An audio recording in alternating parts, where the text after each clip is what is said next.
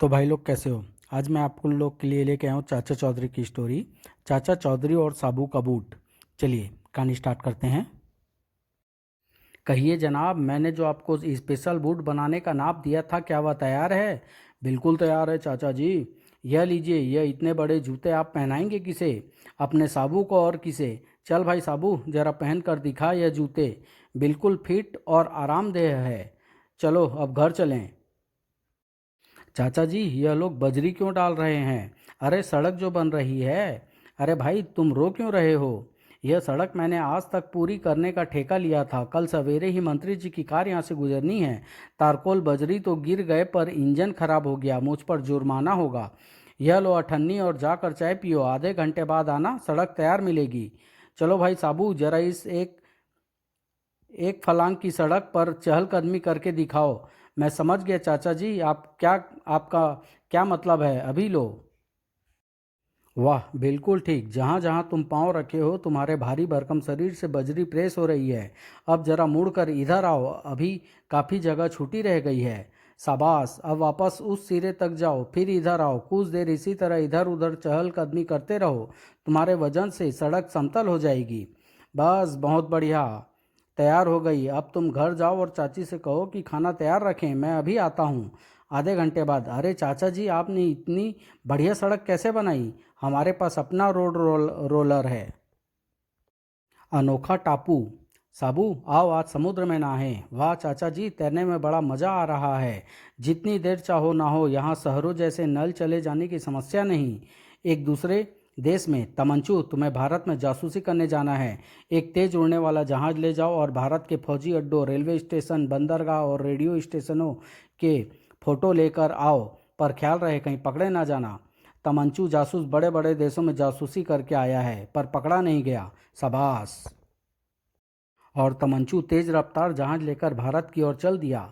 भारत के रडारों को चकमा देने के लिए मुझे नीचे नीचे उड़ना चाहिए, पर भारतीय रडार ने उसे उसकी टोह ले ली। एक विदेशी विमान भारतीय वायु सीमा के अंदर घुसा है। तुरंत भारतीय वायुसेना के दो लड़ाकू जहाज उसके पीछे चल दिए। ओह, दो लड़ाकू जहाज मेरे पीछे लगे हैं। कलाबाजी करके उन्हें धोखा देना चाहिए, पर कलाबाजी खाने से पहले ही।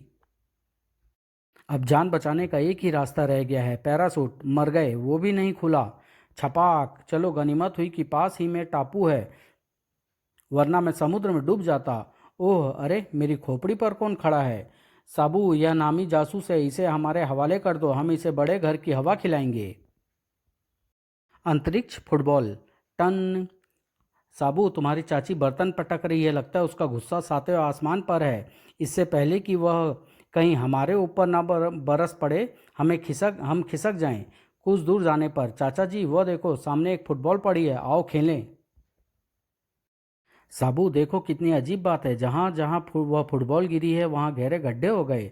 हो बेवकूफ़ो, जिसे तुम फुटबॉल समझ रहे हो वह एक अंतरिक्ष का जीव है। मैं शशांक हूँ, मुझ में सारी चीज़ों को नष्ट करने की शक्ति है। अभी देखो। शशांक एक इमारत के ऊपर उछला और शशांक के गिरते ही वही इमारत ढेर हो गई। ओह, यह तो सचमुच बड़ा खतरनाक प्राणी है।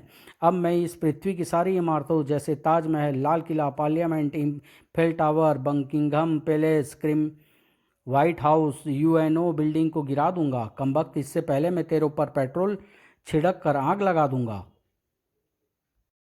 थोड़ी ही देर में आग बुझ गई। हो साबू, इस पर आग, गोली या तलवार कुछ असर नहीं करेगी। तुम्हें याद है तुमने उसे किक मारी थी और तुम्हारे पैर को कुछ नहीं बिगड़ा। इसका मतलब है इस अंतरिक्ष फुटबॉल का इंसान की चमड़ी पर कुछ असर नहीं होता। मैं समझ गया। साबू ने लपक कर शशांक को उठा लिया और फिर उसे आसमान में उछाल दिया। फटाक। वह अपने आप को बड़ा फन्ने खा समझता था। बहुमूल्य नेकलेस। सेठ जी, मुझे अपनी बीवी के लिए एक नेकलेस चाहिए, कृपया अंदर तशरीफ लाइए। देखिए, एक से एक बढ़िया डिजाइन, सब खाली सोने के। मुझे इनमें से एक भी पसंद नहीं, सारे पुराने फैशन के हैं। कुछ देर बाद, सेठ जी नेकलेस दिखाइए। ये देखिए, अभी बाहर ही रखे हैं, सब खाली सोने के हैं। तुम इसे सोना को कहते हो? साफ पीतल नजर आ रहा है। पीतल? अरे मैं लूट गया, हाय मैं लूट गया। अरे यह कौन रो रहा है? चाचा जी, एक बड़ा चोगा पहने आदमी आया, वह मेरा सोने का नेकलेस ले गया और उसकी जगह पीतल का रख गया।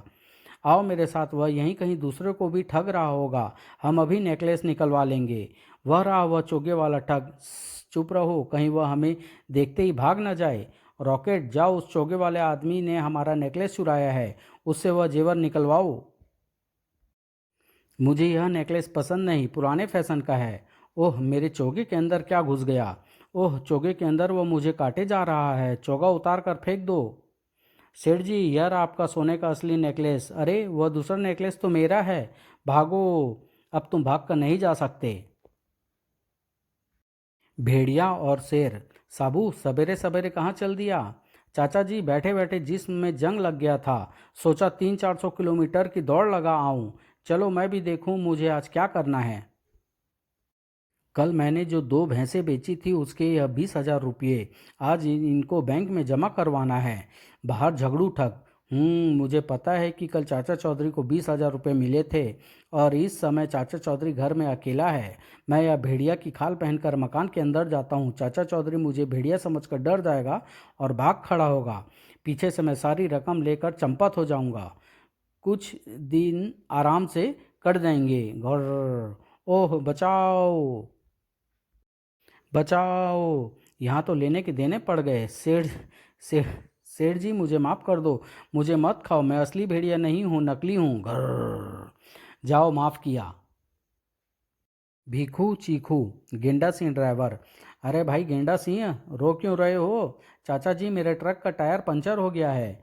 यह लकड़ी मैंने आज लखड़दीन टिम्बर मर्चेंट के यहाँ पहुँचानी थी, अगर ना पहुँचाई तो उसका भारी नुकसान होगा, मेरी मजदूरी जाएगी। फिक्र न करो साबू, लकड़ी वहाँ पहुँचा देगा। भीखू चीखू। भीखू, मैंने सड़क पर कील बिखरा दिए थे, इससे गेंडा सिंह का टायर पंचर हो गया। क्या फ़ायदा, वह लकड़ी अब साबू पहुंचा रहा है, उसका भी इलाज है मेरे पास। सड़क पर केले के छिलके फेंक दो, साबू फिसल कर गिर जाएगा, हड्डी पसली टूट जाएगी। वाह, जल्दी आओ। केले में एक खासियत है, फल से पेट भरो, छिलका से दूसरों को गिराओ। लो, सारे छिलके बिखेर दिए। वह आंखें मूंदे बेफिक्री से चला आ रहा है। अचानक साबू का पैर केले के छिलके पर पड़ा। ओह, धड़ाम गड़ाम। कमबख्तो, अगर मुझे लकड़ी टिम्बर मर्चेंट के यहाँ नहीं पहुँचानी होती तो मैं तुम्हें यहीं दबा रहने देता, लेकिन मुझे दुकान बंद होने से पहले वहाँ पहुँचाना है।